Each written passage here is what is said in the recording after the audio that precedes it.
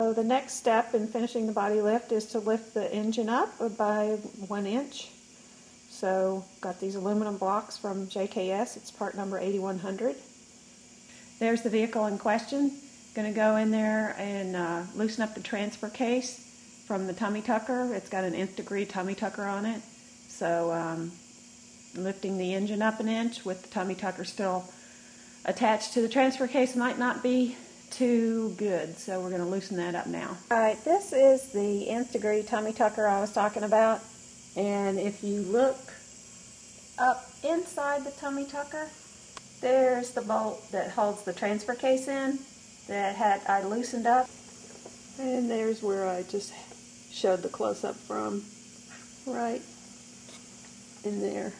The other bolt that needs to be loosened is the Allen bolt, 5/16, and it's the other side of the transfer case. You have to, instead of reaching on top, you have to go up from the bottom of the tummy tucker. Okay, so there is the jack set up. Got it on the oil pan, just so it misses the tummy tucker mount on the passenger side. You can see the nuts off of the end. And there it is with the bolt almost out. When that bolt comes out, my support better work. The mount out of the vehicle. You can see the stud on the bottom that has to be cut off. The next step is to clean the bolt off with the wire brush. I've cleaned the stud up, and now you can see this piece is going to have to go on it. And they want you to cut off 1/4 inch of the stud, because I guess this bottoms out before it can get all the way down to tighten up. So that's how much has to be cut off the thread. It has to be cut down, so I'm going to put a little bit of cutting oil on it. Now I'm going to just take off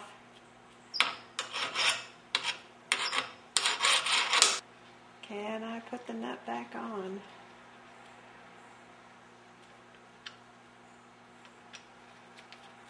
Oh, how do you like that?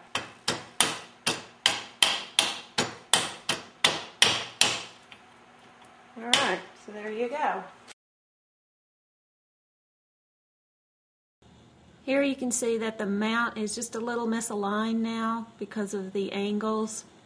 So I'm going to have to try to adjust the misalignment here with a ratchet strap. One of the things you have to do when you're trying to get the bolt lined up is move the engine over a little bit. And I used a ratchet strap for that.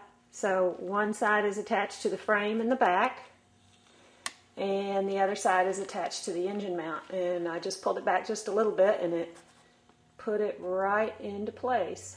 Alright, there's a good shot of the engine mount. Alright, this is a good shot of the perch with the spacer on top of it. Looking from the bottom, you would have to undo this bolt as well as the bolt that's reached from the top.